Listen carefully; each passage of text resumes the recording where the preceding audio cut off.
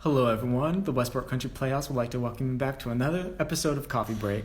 I'm your host, Jacob Santos, and today is the Get to Know Your Host episode. So I'm going to turn the tables around on me, and y'all get to ask me questions, and we get to be in conversation with each other, because I realized, hey, I'm up here as your host, but some of you may not know much about me. Like, I've been asking questions to other artists, but I haven't allowed an opportunity for you all to ask me questions. And y'all asked questions and a half. I've been going through the list, and y'all asked me 34 questions I have prepared. So I'm going to try to get through as many as I can. Some of you asked multiple questions, so I'm going to try to answer at least one for each one. So I'm going to get to that soon. But I want to thank you all so much for supporting Coffee Break, tuning in every week, asking questions, engaging with the artists. We're about more than halfway through our season, so that's really, really super exciting. And yeah, thank you so much. And anyone who is familiar with the layout of the Playhouse, you might notice the background I have. I'm actually in the Smilo Lounge, which is our donor lounge. And our technical director, RJ, actually created a really cool setup for me here. So we've been having trouble with some lag. Anyone who's been watching Coffee Break knows about this. So now I'm connected directly into the internet, so I'm not on Wi-Fi. So hopefully, fingers crossed, someone knock on wood for me, that we have no lag during this chat where we get to converse with each other. So like I said, this is the Q&A, Get to Know Your Host episode of Coffee Break. So I'm going to pull up some of the questions here. In past, when I've been trying to do that, some funky things happen. So if that happens, don't worry. I have questions over here on my laptop as well. So if that does happen, and if I look off screen, please forgive me, because I'm just looking at the questions. So let's see here. Boom, boom, boom. Scrolling through. Okay, so Angie wants to know, what has been keeping me sane during this pandemic? That's a really interesting question, because I feel like that's also a really fair question, because I've been posing that question to all the guests I've had so far on Coffee Break. And I want to acknowledge how difficult this time period has been, because I feel like it's really, and like everyone has their own right to cope with this time and the way that they are. Like, this are unprecedented times. We're all just trying to survive it in the best way that we can. So I understand when people bring up this topic of like, oh, how's the pandemic been for you? Our instinct is to make it positive, because we don't want to go through life thinking about something in negative terms. And we also want hope to, bring us through this time. And so when we're back to quote unquote normal, or whatever the new world is going to look like after or post pandemic, but like, this pandemic has been hard, and it's been put people in very difficult positions. Like, people are furloughed, people are unemployed, people are dealing with the issue of unemployment's about to cut off their extra benefits at the end of the month. So like, they won't be able to pay bills or for groceries. So like, this time has been like super, super difficult. And for me as well, like, full transparency, there has been horrific times during this period. And there's also been some light and some great experiences during this time. Like, the major one being is that like, I lost my grandfather to COVID-19 during this time. And that was closer towards the beginning of lockdown, and that was naturally extremely, extremely difficult, because I couldn't go see him as well, because we were all social distancing and he was in the hospital, so guests weren't allowed. So it was this really, really strange experience where one of the nurses had an iPad, and she allowed us, the family, to FaceTime into the hospital. So like, I was watching him pass away, like in the way that you're watching me right now, like over a cell phone screen, which is really, really strange. So I don't want to make this moment a moment of, oh, I got a time to rest, or I got a time to like reflect, because I feel like for me personally, the way I've been experiencing this and the way I've been coping pandemic is like, there hasn't been a rest for me. Like, there's the constant worry of like family members and friends and loved ones. Also, Black Lives Matter, me being a black man, like, protests happened, so like, there was no rest there. So I want to acknowledge that, like, I would completely give away any time of rest if to make like this all go away or this not have happened, because it shouldn't have happened. So I want to say that, but I feel to actually like answer the question, Angie, because I will answer it. The thing that has been keeping me sane is the examples of people coming together as a community during this time.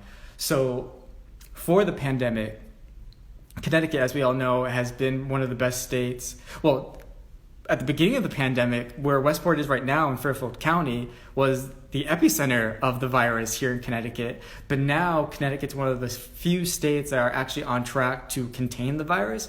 And that is because people came together and actually cared not only for their own personal health, but the health and safety of the people around them. So they were responsible and adhering to social distancing guides. They were wearing their masks because they realized, oh, okay, this is not only going to protect me, but it's going to protect everyone else around me. So that gives me hope.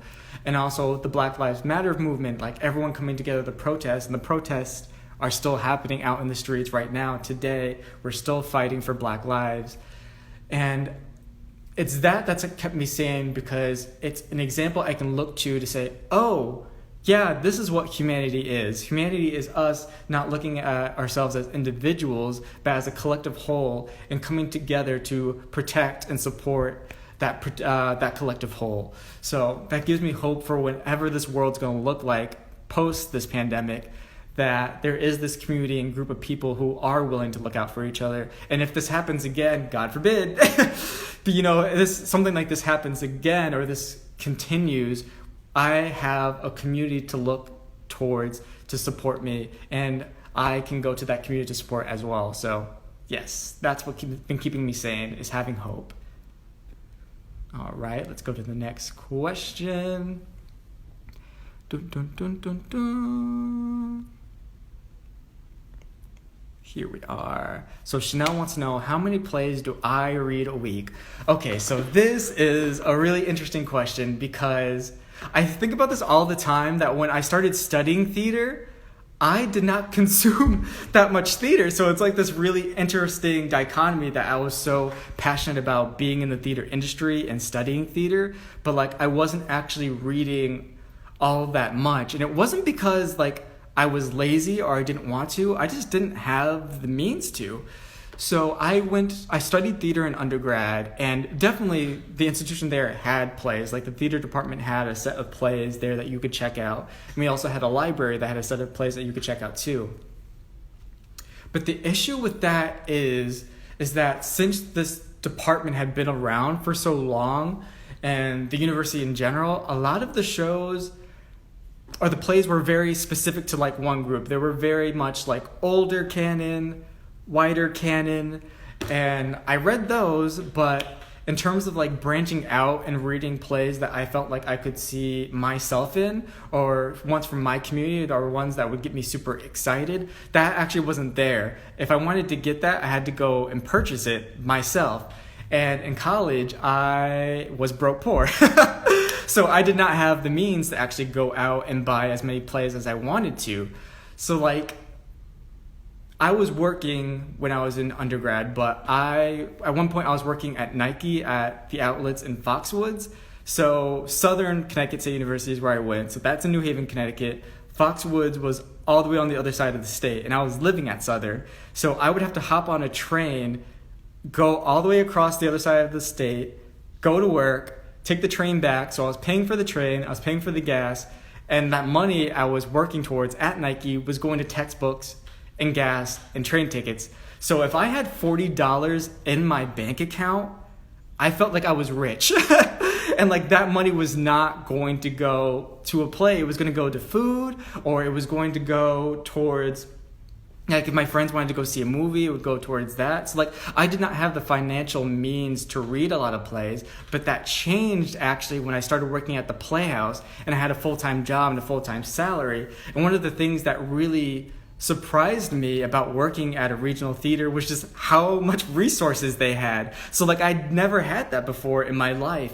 So the idea that like if I wanted to read a play, I could go to the artistic department and be like, hey, have you heard about this play? And have them say, oh yeah, we have a copy of that. Or, oh yeah, I can email you the PDF right now and you can read it.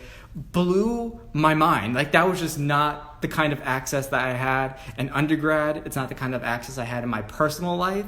So when I got to the Playhouse, I started getting involved in their New Works program or season planning. The amount of plays I was seeing like quadrupled by like 100%. Like when I say like I wasn't consuming a lot, I really, really, really mean it. Like I was, especially during season planning, I feel like I was reading 3 plays a day, which was really insane. So like my knowledge base of theater and playwrights and different artists grew by so much by having this fellowship here at the Playhouse.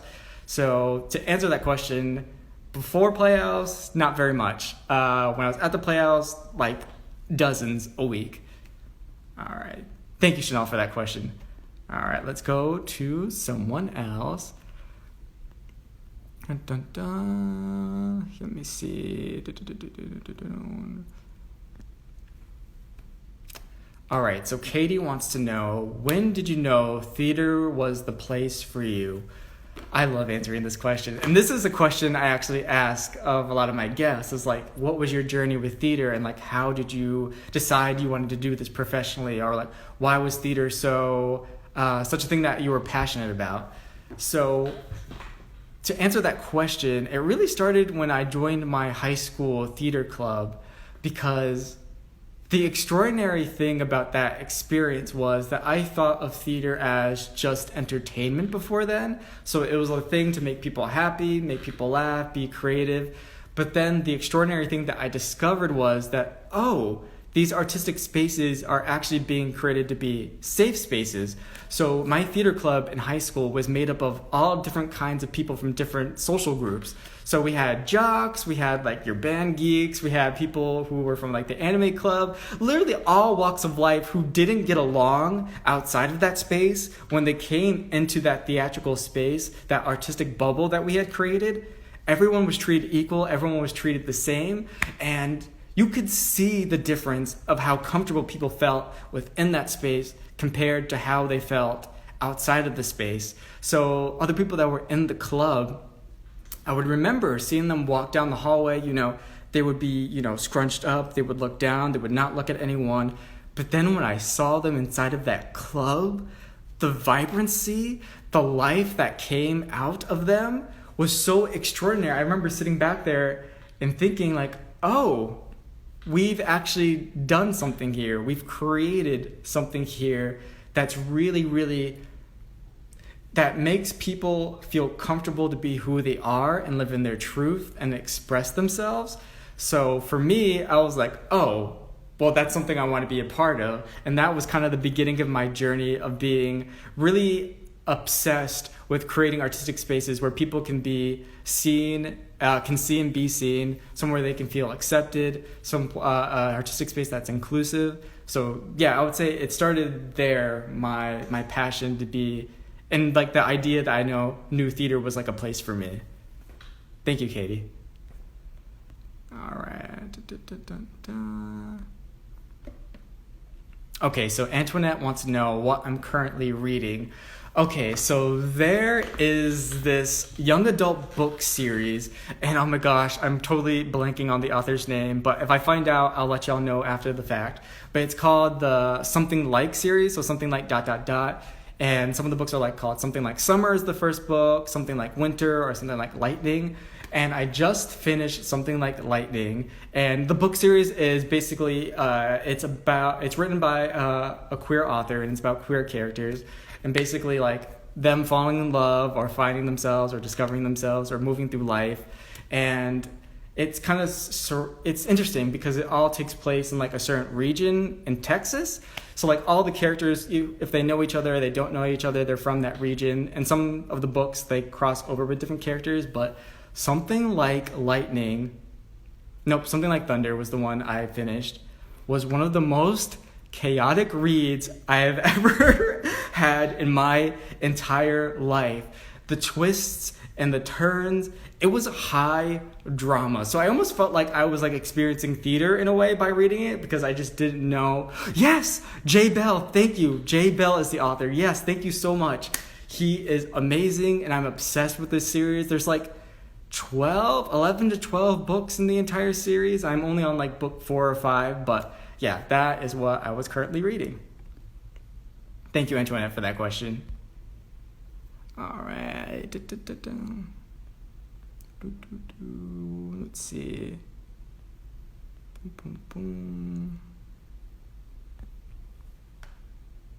How do you stay engaged with theater during COVID-19? And Francis wants to know this. That is a hard and interesting question to answer, because the way we like understood theater before the pandemic is kind of over, right? I mean, it's not completely gone, but it's on pause. So the idea of theater of like, oh, theater is a live performance that I go to and it happens in a space, and I go there and I'm with other people side by side with me, and that's theater. So that's not happening right now. So I haven't been able to be engaged with that form of theater. But what's been really exciting is finding like digital ways to really tap into a theatrical experience that's not cinematic, that's like inherently theatrical. And I think that can happen in this space. I'm making a box right now for our phones. This space that we exist in right now.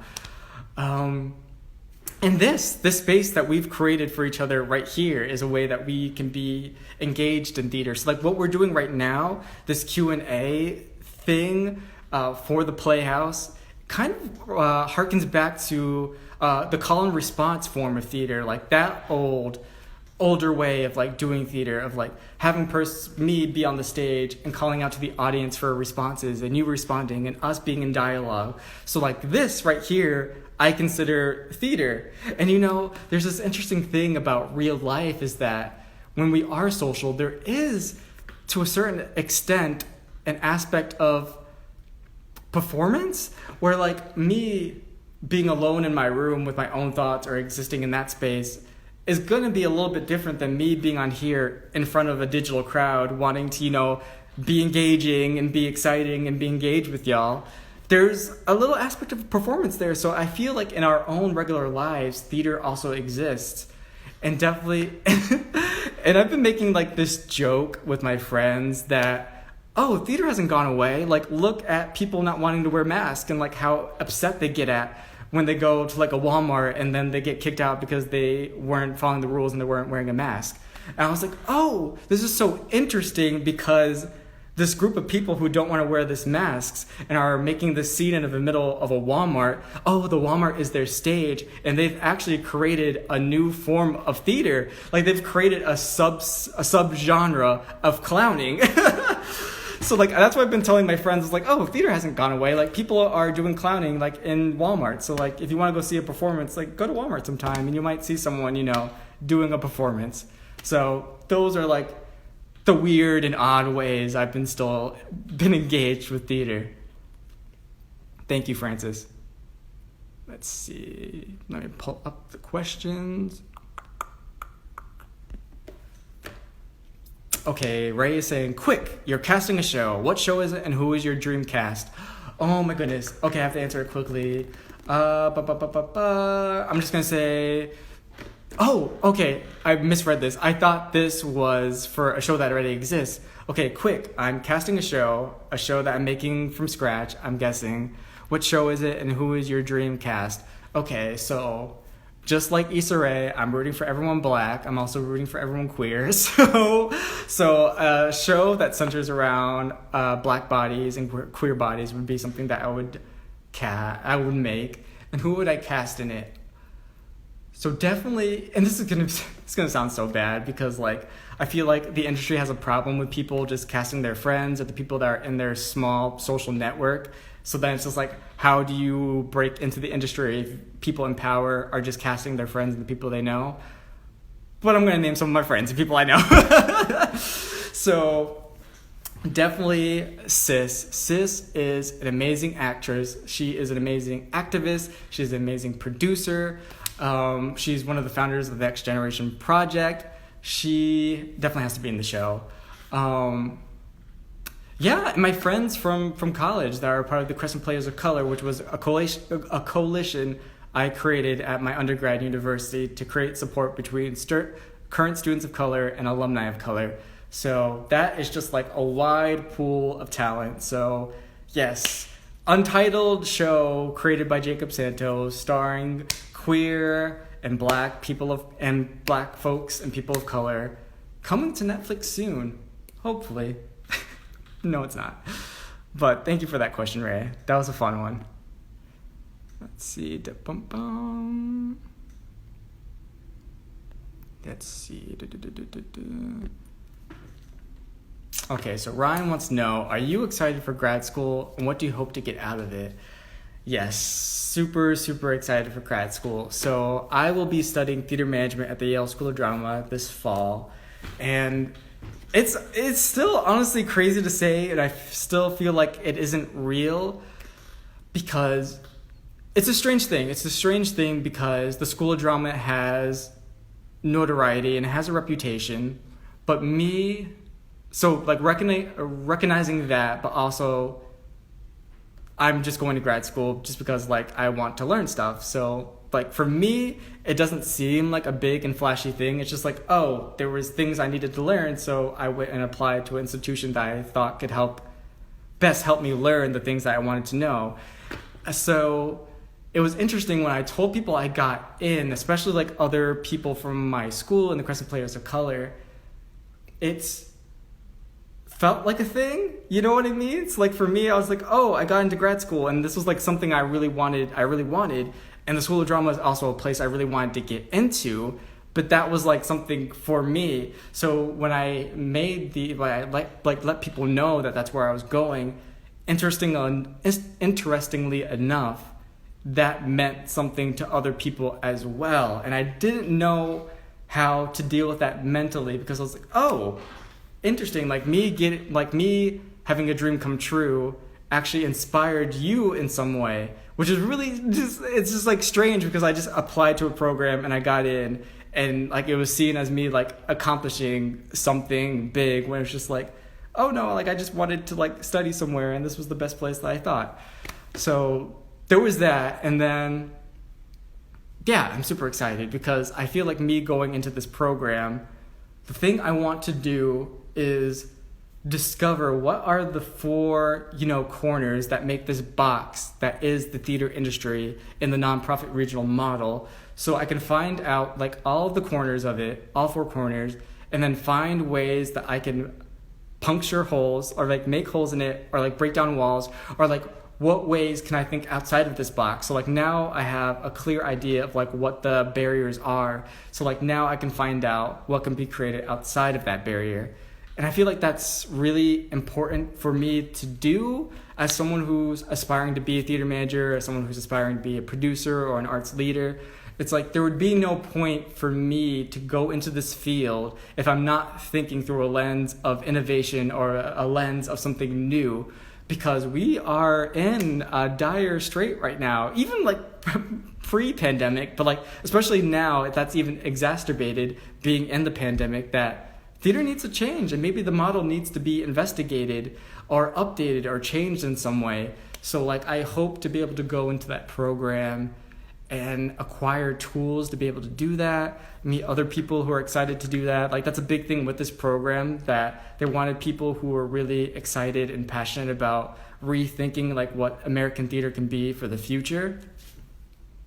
And it's also like not lost upon me being a Black Latinx person going into like this field, the field that like, doesn't have many people like me in general, if you just look at it holistically, who like gets access into that. But then for me to say, oh yeah, I actually want to be a manager or a producer, I want to be in arts leadership, so like I want to be at the top, that is a little ambitious and we'll see how it goes. But yeah, that's what I hope to do. I just hope to go there and learn, investigate, dismantle, have a good time, meet great people. And also something I'm really interested in seeing what I can do. So like Yale is in New Haven. I studied in New Haven. I lived there for about 6 years, and I'm super passionate about the New Haven arts community and theater community and the students that are there. So like what ways can me going to this place of privilege at the School of Drama and acquiring resources and acquiring tools, and like what ways can I immediately grab those tools and grab those resources and then hand it off to those people that I know in New Haven. So like I do not see the benefit in me like holding on to resources and tools and ideas and knowledge for 4 years and then being like, oh hey, here y'all are, here's everything I learned 4 years ago. It's a little too late, but like here it is now. So like I'm really interested in like bringing resources to my community like immediately. So yeah, that's my ideas on that. Thank you, Ryan. And also thank you all for joining for me today. I see you all in the comments. I see Cynthia with the clown emojis. Yes. Non-mask wearers and Karens have created a new form of theater, and that's just what it is. And I just call it how it is. Let's see what else we got.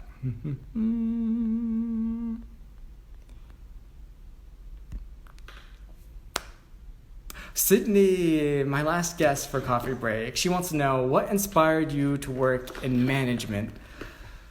So I was part of a fellowship program called the Aspire Leadership Program, and that was through the Kennedy Center American College Theater Festival. And basically what this fellowship program does is that it identifies and supports women of all races and men of color who are interested in arts leadership.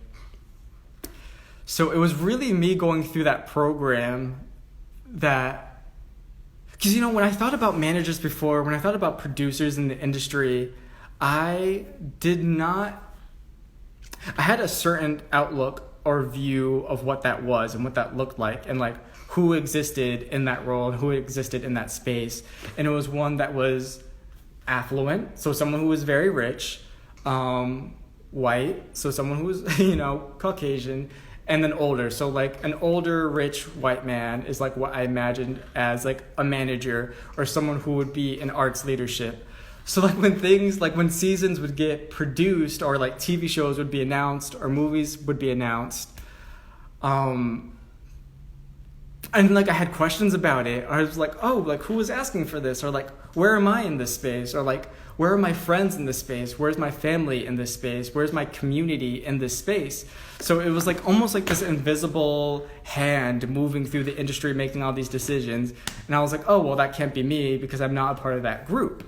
So it was really that program that gave me resources and tools and honestly like just supported me. Like it let me, so they took me out to Washington, D.C. They took me to theaters like the Woolly Mammoth Theater Company. I met managing directors who were Black and brown. I met artistic directors who were Latinx. And I was like, oh, hey, this is not what I thought this field was like, or this is not who I thought were existing in these roles. So seeing people do that work for their community and like producing and like managing institutions who were people like me, I was like, oh, so like I can be that, and then I can be that for other people in my community. I can create those opportunities in those artistic spaces like I was talking about before, that they can be seen in and that they can be safe in, and then that they can experience this art form for themselves. So yeah, I would say that was what inspired me to work in management. Don't mind me, I'm just checking time. So we might go a little bit over time today, y'all, because y'all asked me so many questions and I don't want to ignore anyone. Cynthia said, I love looking at a bit that way because it makes me slightly less seemingly angry at those Karens. Yeah, exactly. See, that's another way that I'm staying sane during this time, is that finding like the humor and like the melodrama and the clownery of real life and just like taking a step back and being like, you know what? Sure, this is what this is. Let me see, what else? Let me go back down a little bit.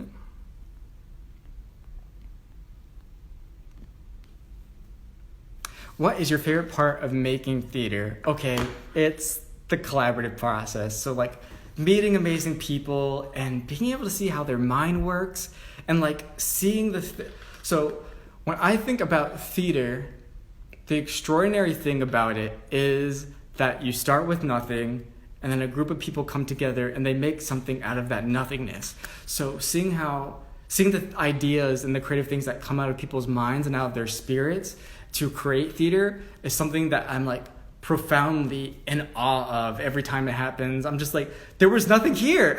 Like this was a blank space and like now there is something and it's so magnificent and it's so beautiful and it's so representative of like me and my experiences or other people's experiences, and like that's like so valid and so exciting. So yeah, the collaborative process is one of my favorite parts of making theater. Here we go. So Ashley said, your influence on this industry is undeniable. Thank you, Ashley. That's very kind of you. I don't think so just yet. I'm still doing the work, but I appreciate that sentiment. But she also said, what is the thing you are most proud of? That's a great question. So the thing I am most proud of is the Crescent Players of Color. So like I said before, as I was saying before and trying to describe, the Crescent Players of Color is a coalition that I founded at Southern Connecticut State University to create a system of support between current students of color and alumni of color. And also, there was an activism component to that. So like we advocated for, in our 2020 season, to have a show produced by a playwright of color featuring characters of color in the script so we could have actors of color know going into our new season that there is a show that they can audition for. Because when I was there was only 2 shows produced by playwrights of color, and there was only very few, like I want to say like only one, there was very few shows with actually like specifically written into the script for like a black or brown actor. So like 6 years of my life and having like this many opportunities, so like that wasn't right. So then I founded that, and we all came together. And the thing that makes me emotional about it is that the way I can describe it being so important to me is that if anyone has ever felt alone in this world, that's how I felt. Oh no, not me getting emotional on this app. That's how I felt before we came together. And you know, for anyone that has ever felt alone, like I know you understand like why I'm being so emotional. And then so we were all experiencing these things in isolation at our school, like not feeling represented or not feeling seen or not feeling supported. And we were experiencing this in isolation. And then when we came together and we started talking to each other, we were like, oh, hey, yeah, this thing I've been struggling with, like you've experienced it too. So like how great would it be if like we came together and we made sure like that didn't happen anymore. And like that loneliness that you're feeling in this space and in this industry, like, hey, you don't have to feel like that, because like if they don't give us the opportunity, we're going to make opportunities for ourselves. So like that's where like that started. So it started like really small for us, just asking for like that opportunity for us to be seen on our stage there at school. And then it's grown so much. Like we have a private Facebook group where we share articles with each other, or if there's casting announcements or job opportunities, we post it there. We're always talking with each other. And we've almost become like this hive mind or like this group who's like so passionate about supporting other people that like if we see a person of color being bullied like online, we will come together and be like, hey, everyone, you know, pull up. We are going to go spread love to this person. We are going to go defend them. So yeah, I think that's one of the things I'm most proud of. It's just like, I'm so proud to be associated with a group of people who care so much and who are so talented and that are doing the work out there in the world to move the needle forward for black and brown people in this industry, because like we all know it's so hard for us to even like exist in this space. So yeah, that's the one thing that I think I'm most proud of. Thank you, Ashley, making me cry here on this Instagram app. Who would have thought? Okay, where can you be most creative as an arts admin? This is a great question. I think most people would assume, like in the season planning room, like in programming, like that's where you can be the most artistic. And to an extent, yes, because like that's where you're planning the shows, that's where you're planning like your talkbacks, like your additional programming to support the show, and also marketing. Like how do you take the story of the show you're producing and then you create an additional story to support that story? So like what's the narrative, or like what's your viewpoint now on the show, like if you're doing a show that's been produced before. So there's all of that, but also in the budget is a great place to be creative as arts admin. And I'll tell you why, because the budget of a regional theater, if you look at the budget of a regional theater, it will tell you the story of that institution. It will tell you what the institution values and what it doesn't value. So in the budget is like where you will mostly find inequities. So like looking through the budget and saying like, oh, are artists actually getting paid what they deserve? Or like, oh, we want to do this show in our season, but we actually don't think it's going to be financially possible. But when you go back to the budget, there's creative answers you can do to that issue of like, how do we produce this artistic piece that we're so passionate about, but there's a disconnect because we actually don't have the funds to do it in ways that other people have done it. So you can look at the budget and say, oh, actually, we actually don't need this many instruments or performers in the orchestra, so we can actually just do it with like a guitar, a piano, and a drum set, and like that's it, stripped down, and that affects the cost.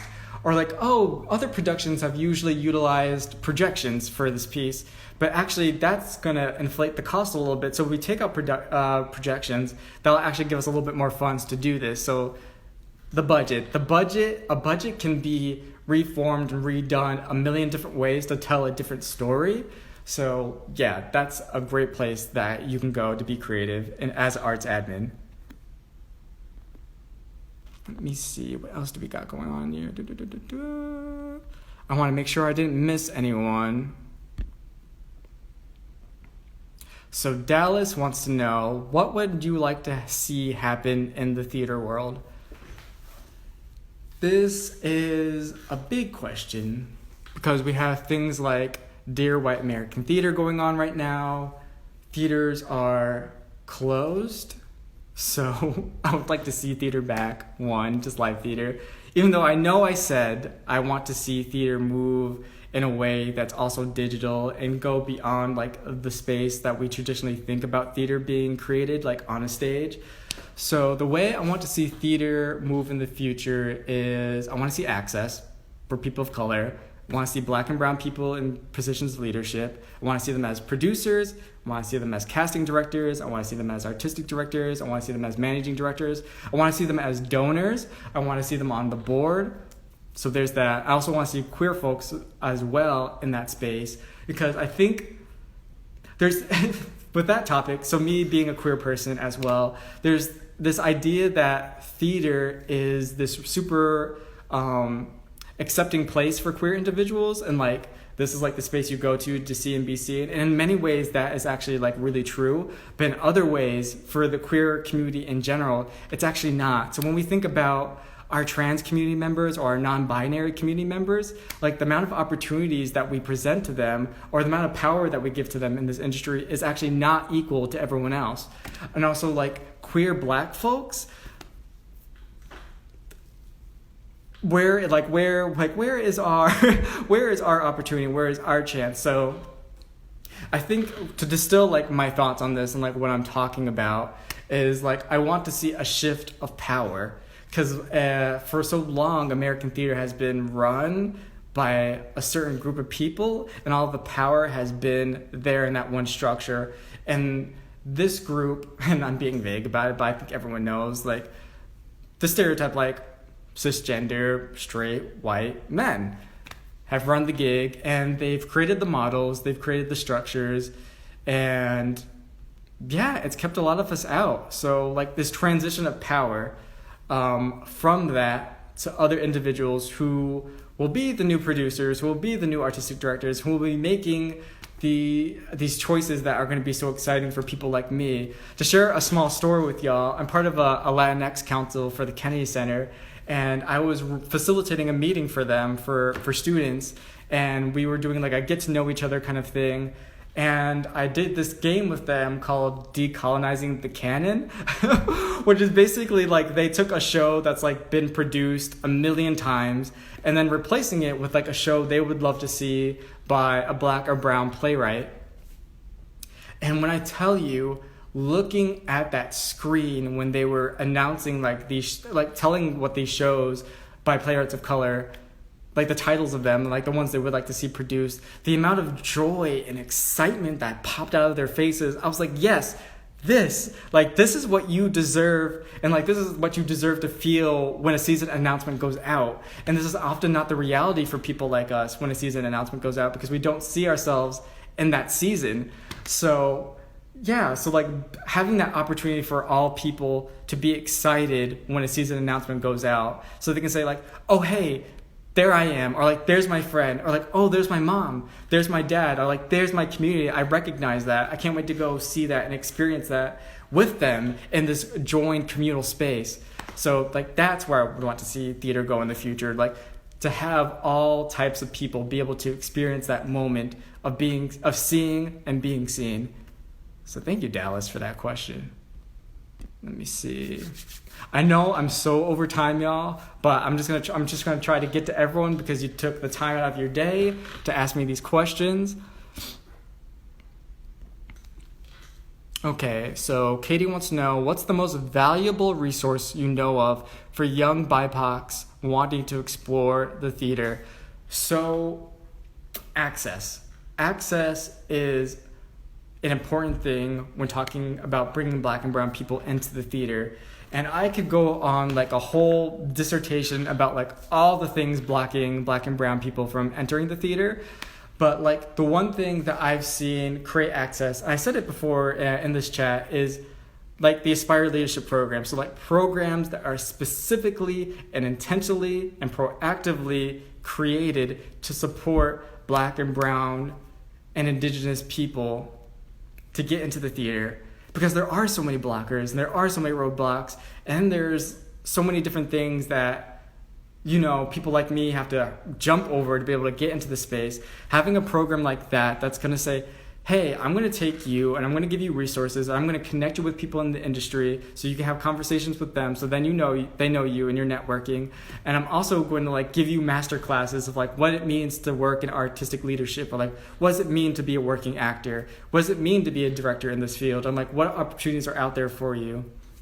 That I think is what we need, like programs that are specifically tailored to cultivating like that next generation of theater makers. And I super hope that like this next generation of theater makers is, you know, these people that we're talking about, like black and brown bodies and queer bodies and women and indigenous people. It's like the whole color of this world, because theater at the end of the day is an art form that tells the story of humanity. So theater needs to tell all the stories of humanity. And if we're not, then we're actually failing the art form of theater. So if we're not showcasing all aspects of humanity, we're actually failing the art form that we have committed ourselves to, if that makes sense. So thank you, Katie, for that question. And thank you all for going over time with me and seeing me answer these questions come through. Let me see.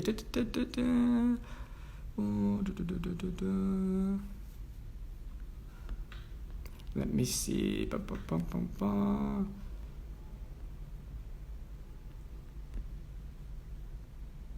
Oh, yeah. Okay. My favorite Westport Country Playhouse memory. There are so many. So I have to talk about it. So I was the managing director fellow here at the Playhouse. I worked directly under our managing director, Michael Barker. And Michael made it his mission that I would have all the access and all the opportunities I could ever want with this fellowship. And that made all of the difference. So like me as a young Afro-Latinx person coming into this industry, having someone who is already at the top come and say like, hey, here's this institution I work for, here are all these spaces that I operate in, here's all the meetings and resources and tools that I have, here you go, you have full access to it. So like whatever you want, if you want to go to a marketing meeting, you want to go to a development meeting, you want to go to this meeting with the board, do you want to actually go out to, I'm going to go meet with donors, do you want to go and experience that? Or like, oh, I'm meeting these producers, are you interested in that? So like him going out of his way to say, hey, I know you want to be in this industry, here's what I have, you have all access to it, was so amazing. And now to get into like the specifics of it, so like I was saying before, like being able to read so much was great, but also with this job, I didn't expect to see as much theater as I did. So, like, there wasn't even a concept in my mind that other theaters gave other theaters complimentary tickets to go see their shows. So, like, when I would get an email from our box office manager, Josh, like, oh, Long Wharf has some comp tickets, like, who wants them to go see it? Or like, oh, Yale Rep has some tickets to go see. And I'm just like, yes, I would love to go see theater and see shows for free because I am not wealthy. And also, there was this one instance where our director of development, Gretchen Wright, she came up to me and she was like, oh, we have this board member event or donor event, I forget what it was. I think it was from our gala, like something someone voted on to go see Jagged Little Pill on Broadway, and they had an extra ticket. So it was the day out. She was like, oh, it happens tonight. Do you want the ticket? Do you want to go? And we'll also pay for dinner for you because that's like part of the package that was constructed for them to go see Jagged Little Pill. And I was like, sure, of course. Yeah, I'll go see Jagged Little Pill on Broadway. And that was just so exciting because, like I said before, like I didn't grow up with extreme or even like any kind of like wealth. So just going to go see a show on Broadway was not something I did often. I didn't see a show on Broadway until I was in college, and the only way I was able to see it is because my mom saw how passionate I was about theater, and she was like, okay, I'm going to go take you to see a show on Broadway, but we need to find a discount, we need to find a sale or somehow, because I can't afford like these Broadway tickets. So Broadway, I don't know if they still do it, but when I was a freshman in college, they have this thing called Broadway Week, where if you buy one ticket, you get one free. So like I had only seen a show on Broadway twice because of that. And then, yeah, I only saw 3 shows on Broadway when I was in college because of Broadway Week, that sale. And also I saw Aladdin on Broadway in previews because my school went and gave us discounted tickets. So 3 shows on Broadway in my entire life before this. And the only reason I was able to see it because they were discounted. So for my job to like give me that opportunity, I was like, wow. And it was so good. Act 2 of Jagged Little Pill is so good. So yeah, that's some of my favorite memories at the Playhouse. And also the people. The people here are amazing. Let's see. I am going to answer one more question. So let me pick a good one. Let me see. Let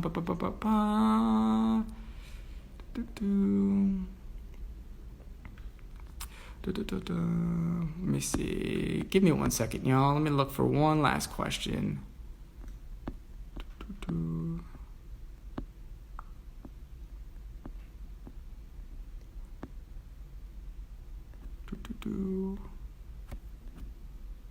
I can't find it, but I remember someone. Did you answer my question already? Oh, Sonia. Let me see if your question's on here. Sonia. Thanks for joining, Sonia. I love and miss you so much. Okay. I'm going to answer 2 more questions because there's one I remembered, and I also want to answer Sonia's question. So, who or what made you so passionate about theater? What made me passionate about theater was learning about and being in collaboration with and contact with amazing Black and brown theater practitioners. It's like that, like seeing their creativity, seeing what they do, seeing how their mind works, the way they operate, and comparing that to like what I learned before, and like the ways that they're thinking outside of the box to create opportunities for themselves. Like that's what made me super passionate about theater. Like looking at these individuals like Stephanie Ybarra, Jacob Padron, Kelvin Dickens Jr.,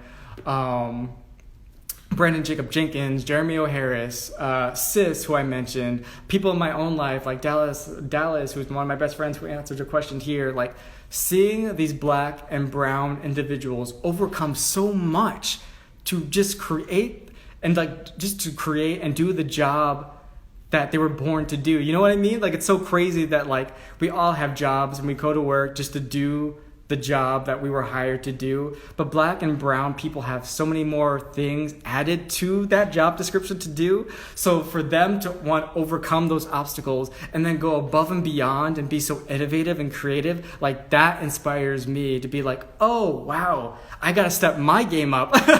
Not even just like to like reach this pinnacle of like what white people see as like the pinnacle of success or like how you should be, but like I'm looking at the other Black and brown folks and being like, oh, I want to be like you.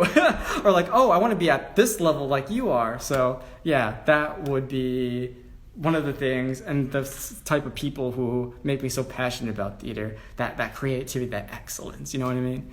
So thank you, Sonia, for asking that question. And let me see if I can find the last question that I was thinking about that I really want to answer for you all.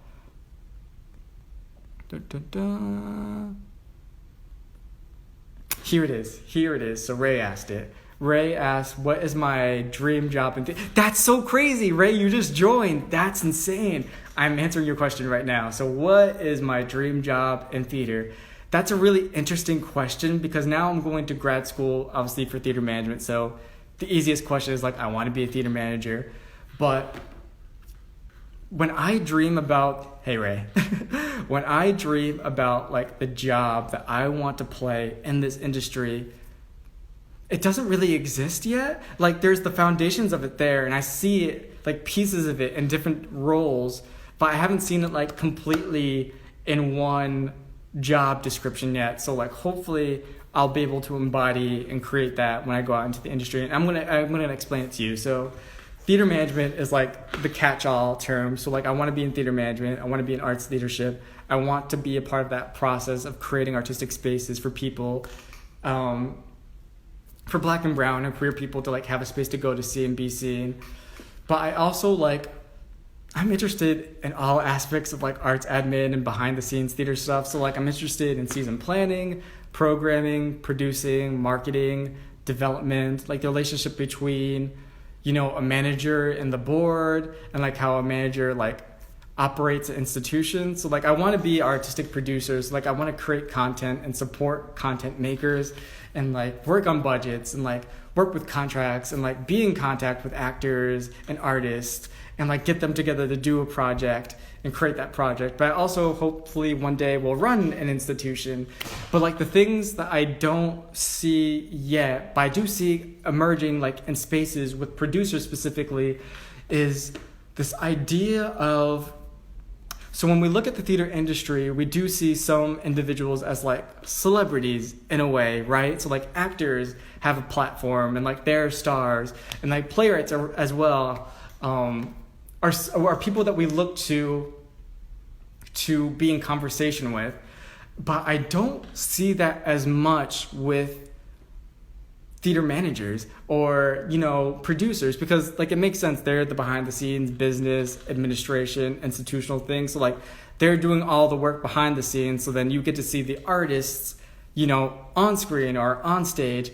But I'm really interested in a theater manager or an artistic producer who has a platform like this, like Instagram Live or Twitter or social media, and being in constant conversation with their community. So like, say I'm like an artistic director of a regional theater, I would love like the idea of being able to hop on Instagram Live and be able to talk with the community, be like, hey, I want to read new plays. Like, do you all have recommendations? Or like, here's what I've been reading. Here's what I think about this. Let's be in conversation with that.